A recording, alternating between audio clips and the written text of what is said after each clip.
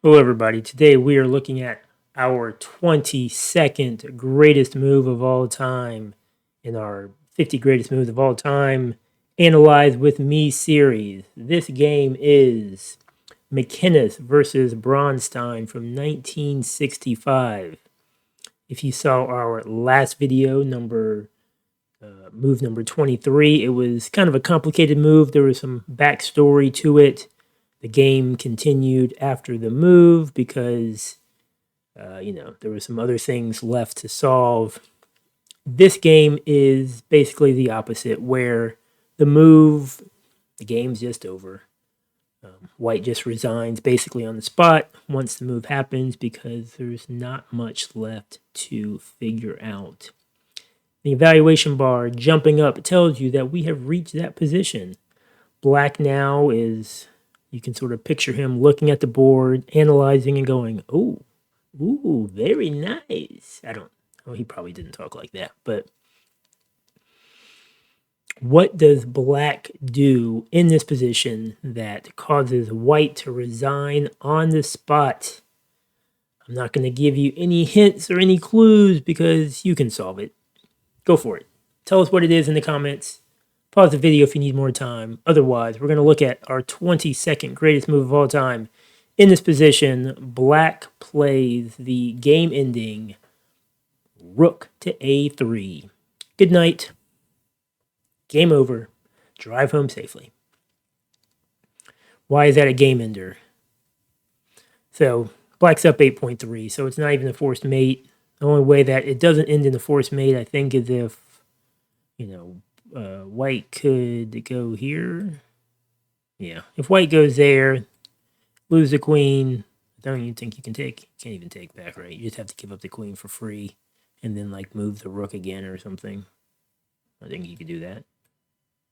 Yeah, still made 6. So, there wasn't a lot of options. But the reason that this can end up being mate a couple different ways is obviously if rook takes rook, then it's just mate in 2 because of the back rank mate.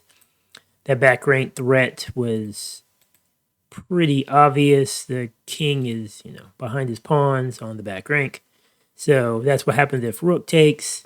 And if pawn takes, we have a mate in 4 this time, starting with queen takes rook. And then maybe white's like, ooh, I can get out of this by by rook blocking. This queen is protected by this rook is protected by the queen, so that looks like that sort of saves the day, right? No, I'm just going to drop another rook in there. Boom! Nice move. I like it. And then the queen's like, oh, I'm going to block that too. Okay, whatever. Thank you very much. Check. And game over. That didn't help. And then the last option, the last hope for black was instead of taking with the pawn or taking with the rook, he takes with the queen. But then that's the same problem from before. Mate in 2, simple. Queen, rook takes, and game over. So all of those options are why as soon as black moves rook to a3, white just says, thank you for playing, shakes black's hand, shakes Bronstein's hand, and walks away from the game. One of the comments from one of our early videos asked, what criteria I was looking at when I was evaluating, these moves and trying to figure out which moves I thought were the best ones.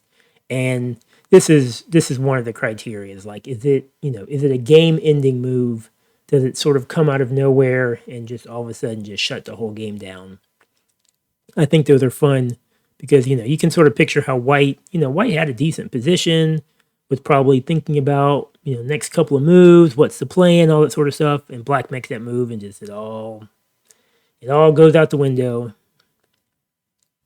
So I hope you liked that tactic. That was just in that case, that's like an easy tactic in that case, but hard to spot in a real game.